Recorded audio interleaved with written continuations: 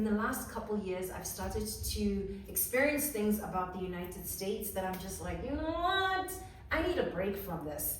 And on this video, I really just am here to share what my journey is, what my adventure is. I want to share this because I know that there is somebody out there who sees herself as somebody who deserves the world and should be out in the world. I'm making this video to give you permission towards that dream, but also to let you know, honey, like that dream can change. For a long time, for me, it was all about being in New York and living that life. I loved it, I soaked it up, but when it's time to go, it's time to go. And I packed up my bags, which was so daunting. Moving, do not particularly recommend it. Despite the title of this whole video and what this video is, moving sucks. Like, I'm not gonna tell you different. It's kind of like getting on an airplane. That shit just sucks. But traveling is amazing, right? Moving, like being abroad, I love being abroad. I love experiencing new cultures. Moving, like never, like don't let me ever do that. And what I want to share here is, number one, why I left the United States, but then also what is possible for you if you consider life abroad. And that's probably where I'm going to spend most of my energy. Hey, welcome to Love on Stage. I'm Mahokhodi. If you're ready to make sales and spark action when you speak, this is your place. I've helped dozens of leaders choose courage over comfort by speaking with confidence and love, especially in tough conversations. Because listen, public speaking isn't just a thing that you do on stage.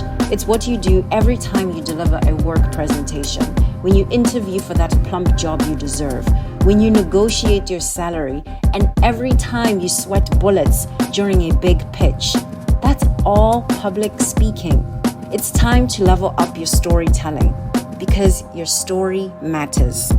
So, you ready to speak like a boss? Let's get into your most powerful story. I want you to come with me to my room when I was a kid in South Africa. I'm this little girl, I'm growing up in Johannesburg, and when I'm sitting on my bed in my room, outside there's this gorgeous, amazing tree that bore fruit. It was actually a peach tree. I actually think it was nectars, now that I know the difference between peaches and nectars. And in the summer, it would just be overripe with so many beautiful fruit. We would make jam from it. All kinds of birds would come and feed on this fruit. I remember looking out and just dreaming, like I was so ready for the world. I knew very early from the books that surrounded me in my room, from the world that my parents instilled in me, that there was a huge universe out there and that it belonged to me, right? That I deserved just as much as anybody else to be out and to see what the world was about, to contribute to the world. I just knew really early I was not going to be the kind of person who stays in South Africa from birth until the very end. I knew I would probably live in many other different countries. And I also knew that one of those countries would probably be the United States. I've been based in the US for most of my adult, actually for all, what am I talking about most? I've been based in the United States for all of my adult life, which means the US is one of the most formative places that I have ever lived. Outside of the United States, I've lived my entire childhood in South Africa. So the most impressionable years of my life were spent in South Africa, growing up as a young person. And then I moved to the States and I become an adult. And I'm shaped very much by the United States. I decided to leave. And I decided to leave in large part because of that young person who was sitting in her room and looking at the world outside through the vantage of this amazing peach tree that grew outside of my window, but also because honestly, I've become tired of a certain kind of narrative and story. And where I am in my life right now, I need deeper support, particularly around childcare and being in community with other people that I don't really see happening in America to the extent that I saw it when I was growing up. What do I mean by that? I don't necessarily even mean being around community of folks like in my family. My larger family is mostly in South Africa. I mean a culture that is oriented around community. And Mexico, especially where I am in Oaxaca, this is a place that understands what it means when we say I am because we are, right? Like principles of Ubuntu. I did not experience that very much in America. Here and there, especially around Black, brown communities, it's something that I would experience. Unfortunately, because of the way that America is structured, it is a deeply individualistic society, and it's taxing after a while. And I needed a break from that level of individualism.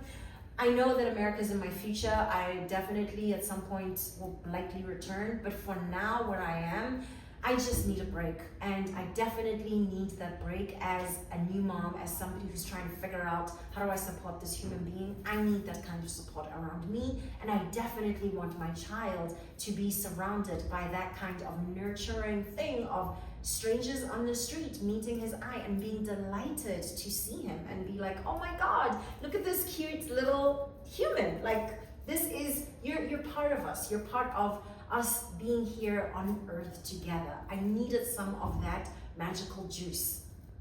That's a very big reason why I left America. What is waiting for you on the other side, especially if you are a woman, especially if you're Black and you decide to move abroad? Let me tell you a real quick story. A few years ago, I came here to Oaxaca and I stayed in this place that's not very far outside of the city.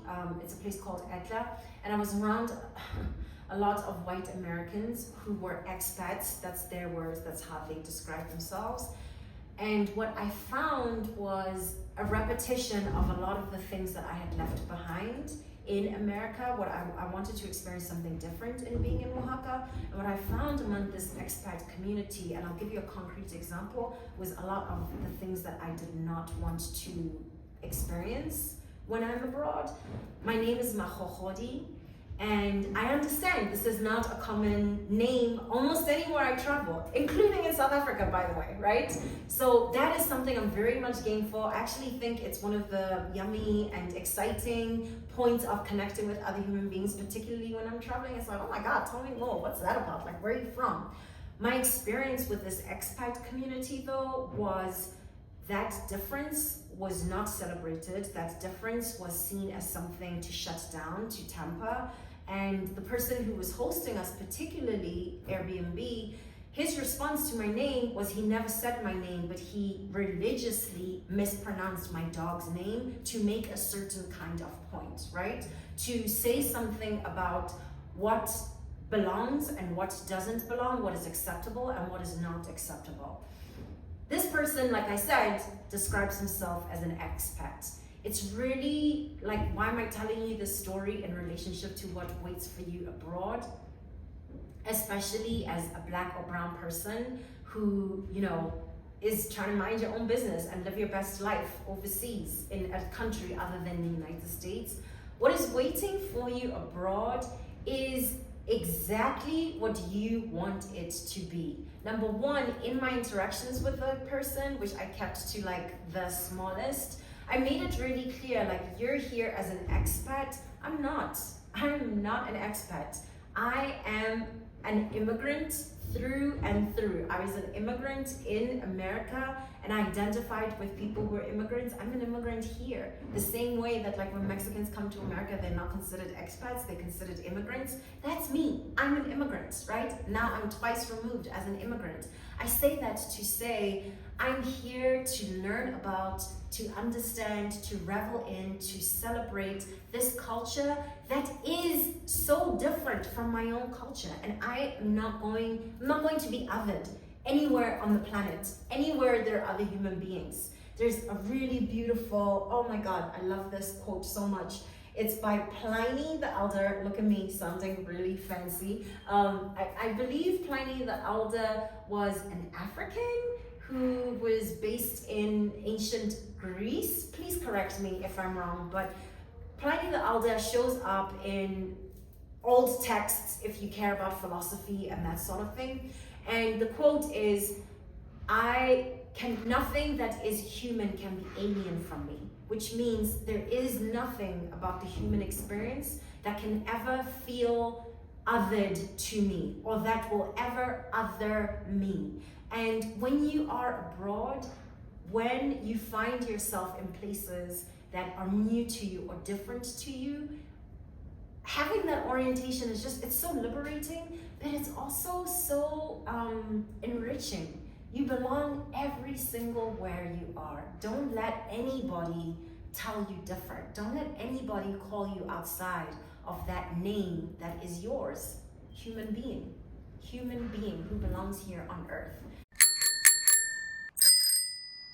So for me, being here in Mexico, where I'm definitely outside of my comfort zone every single day, I'm expanding myself and learning something new. Every single day, I am being humbled by, just getting around and not necessarily being a person who either looks like a Mexican, who speaks Spanish, or any of the things here that people take for granted.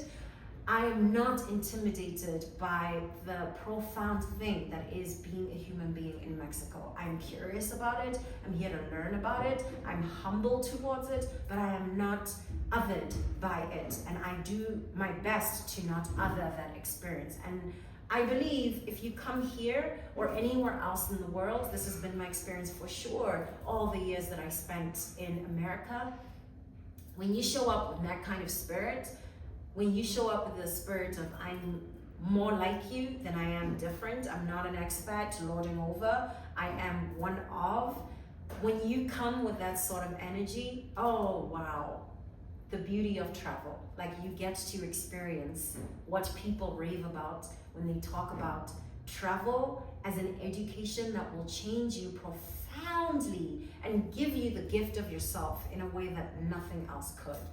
All right, I'm gonna be here for a really long time in this beautiful, yummy place, enjoying the sun. And I'm here for all of your questions. So if you're curious about moving to Mexico, if you're curious about Oaxaca in specific, and you have particular questions, I'd love to hear from you. Drop me a note in comments.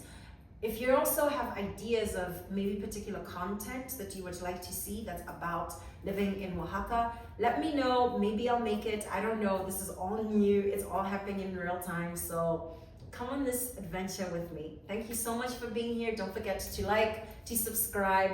New videos drop here every Tuesdays and Thursdays at 12 p.m. Eastern.